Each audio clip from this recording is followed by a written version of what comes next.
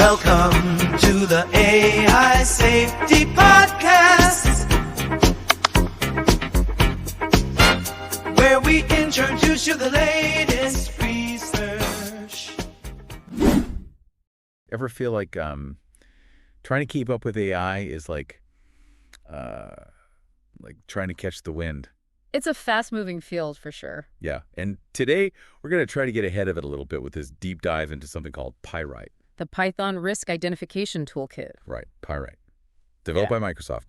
And it's kind of like, well, you know how hackers have toolkits? Yeah. This is like that. But instead of banks or databases, Right. they were trying to break AI. Yeah, it's really about trying to anticipate the ways that AI could be manipulated Right. and get ahead of those risks. So, you could almost think about it like this.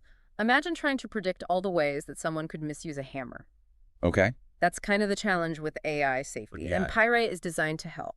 So it's not about stopping AI from being used. Yeah. It's more about just like understanding how it could be tricked. Exactly. Think of it as a high-stakes game of cat and mouse. We've got Microsoft's AI Red team. Okay. They use PyRIT to probe for weaknesses in their AI models before they ever actually release them to the public. Oh, wow. So it's kind of like ethical hackers stress testing a system. Okay, so let's unpack this a little, because how does that work in practice? Sure. I mean, what does PyRIT actually do? Okay, so imagine you're building a super secure chatbot, one that can resist even the most clever manipulation. Okay. Let's just call it Gandalf, for sake of example. Hold on, like Gandalf from Lord of the Rings. Right. They actually built a Gandalf chatbot. It's not actually about wizards and magic, but but the idea is similar. We want this Gandalf chatbot to be incredibly resilient. Okay. And that actually makes it the perfect test subject for PyRIT. So they set PyRIT loose on this Gandalf bot to see if it can be tricked. Yes, precisely. So PyRIT uses a bunch of different tactics to try and break the AI. Okay. One of them is called the crescendo attack. The crescendo attack. Yeah, it's subtle. It's a slow burn. Okay. Imagine feeding the AI a series of prompts, each one just a little bit more subtle than the last. And it just slowly nudges the AI closer and closer to crossing a line without setting off any alarm bells. It's kind of creepy when you think about it. It is a little bit, yeah. It's like those targeted ads. Right. They seem to know exactly what buttons to push to get you to buy. Yeah. But this is like on a whole other level. Yeah, it's a good analogy because it highlights how these techniques can be used in really subtle ways. Right. And PyRIT doesn't just stop at, like, text-based prompts. Oh, really? It can even disguise harmful commands within something as seemingly innocent as computer code. Oh, wow. And we call this the code chameleon converter. So even if the AI is trained to recognize and reject, like, obviously bad commands, Right.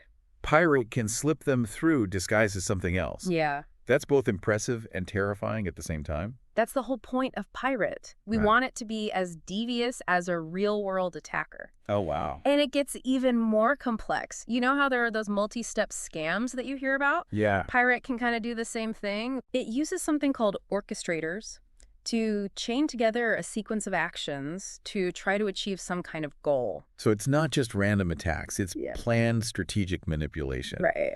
This PyRIT thing is starting to sound less like a toolkit and more like a digital mastermind. Sure.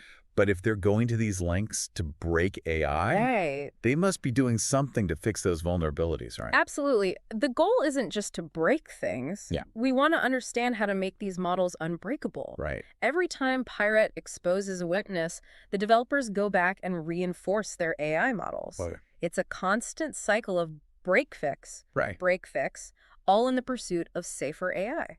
So they are trying to stay one step ahead, like a digital arms race. It is a little bit like that, yeah. So PyRIT helps them kind of get ahead of these attacks. Right. And like build more robust AI. Exactly. And it's not just about preventing malicious use. Yeah. It's also about anticipating unintended consequences. Oh, yeah. What if we have like an AI chatbot that's designed to be helpful? Okay. But it gets tricked into giving away sensitive information. Right. Or even worse, aiding in something dangerous because it doesn't understand the full context of a request. Okay. Yeah, that's getting into some real-world consequences now. Exactly. Are there examples of PyRIT actually catching these kinds of vulnerabilities? Yeah, definitely. Microsoft actually used PyRIT extensively. Okay. When they were getting ready to release their Phi 3 AI model. Their Phi 3 AI model. And they actually used it to identify 15 categories of potential harm, Okay. and then they bombarded the AI with all these PyRIT-crafted attacks. 15 categories of potential harm. Yeah. Like, what kinds of things are we talking about here? Well, so we're talking about like generating harmful content, instructions for building a weapon, or hate speech, Oh, wow. things like that. Okay. And then there's the risk of leaking private information Right. or being tricked into promoting scams or propaganda. So they were thinking of, like, every kind of bad actor out there, from, like, lone hackers to, like, organized crime, Right. even nation states. You got it. Wow. And this is actually where those data sets and scores that we talked about a little bit earlier come into play. Okay, yeah, those were kind of glossed over. Yeah. What do those things do? Okay, so think of data sets like a library of attack scenarios. Okay, Each one is designed to test a very specific vulnerability. okay. It's almost like a training ground for AI, Right. but instead of learning to do something right, Yeah. it's learning to resist doing something wrong. Okay, so it's being bombarded with all of these tricky situations. Right. But how do they know if it's working?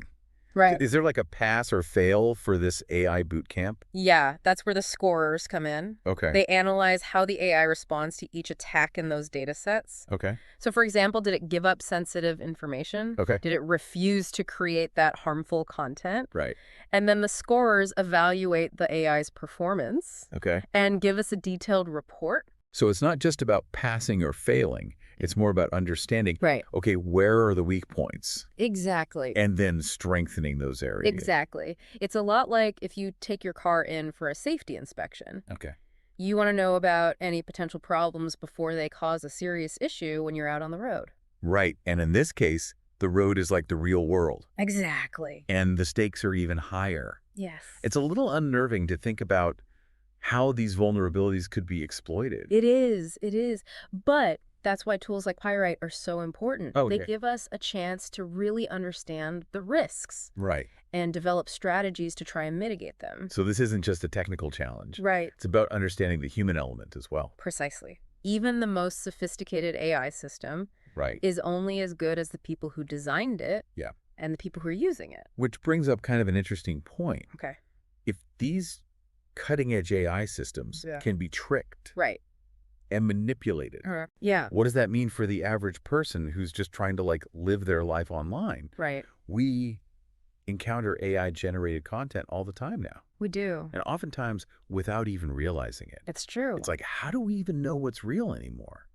It's a good question. Yeah. I mean, like, how do we even know what's real anymore? That's the question, isn't it? Yeah. And as AI gets more and more sophisticated, Right. it's gonna be even harder Yeah. to figure out what's authentic Right. and what's been manipulated. Yeah. And that's actually why understanding these techniques that PyRIT uses, Okay. it's so important. Okay. It's almost like you know how they say you can learn to spot a con artist? Okay. It's like learning those telltale signs, Right. so you can see those red flags before you fall victim. So it's about being more careful Right. about the information we're taking in, Exactly. especially online, Yeah. and not just accepting everything at face value, Right. even if it looks like it's from somebody we trust. Exactly. We've got to cultivate a healthy sense of skepticism. Okay. Double check those crazy headlines. Okay. Verify those shocking images. Right. And it goes beyond just fact checking. Okay. Think about the subtle ways that AI could be used to try and shape your opinions. Oh, wow. What if your newsfeed is carefully curated Right. to reinforce your biases? Mhm. Or social media posts that are designed to make you feel a certain way? It's like they say you are what you eat, Right. but for information. Precisely. And so just like we're mindful of our physical health, Right. we've got to be mindful of our digital health too. Okay. We need to be aware of how AI can manipulate us Right. and then come up with strategies so we can deal with this stuff. So what can we as, like, everyday people do Yeah. besides becoming, like, amateur AI red teamers ourselves? Right. So it's helpful to understand the technical stuff, but Yeah. when it comes down to it, it's about thinking critically. Okay. Question your sources, try to see things from different sides, Right. and be wary of anything that feels like it's trying to manipulate you. Okay. Push your buttons. Yeah. Don't just consume information, participate in it. It sounds like a lot, especially because we're just bombarded with information all the time now. It is. But the good news is these are skills you can build on. Okay. You can get better at them over time. Right. And it's not just on us as individuals. Okay. We need to be having these conversations as a society. Right. Demand transparency from these companies that are building this technology. Oh. Advocate for some ethical guidelines and regulations. So it's on all of us. It is, yeah. It's on individuals and it's on us collectively. Absolutely. The future of AI isn't being decided somewhere else. Right. It's a conversation we all need to be a part of. Okay. That's a good point. And tools like PyRIT, they remind us that while we're pushing the boundaries of AI, Right. we have to make sure that it's being developed responsibly and ethically. Yeah. Well said. That's really good. Yeah. This has been a really interesting look at AI red teaming and what these researchers are doing in the name of AI safety. It has been interesting. It's definitely a reminder that as AI is becoming more prevalent, Yeah. we need to be more careful, We do. more discerning, Yeah. more engaged than ever before. Absolutely. Thanks for joining us today. Thanks for having me. And until next time, stay curious.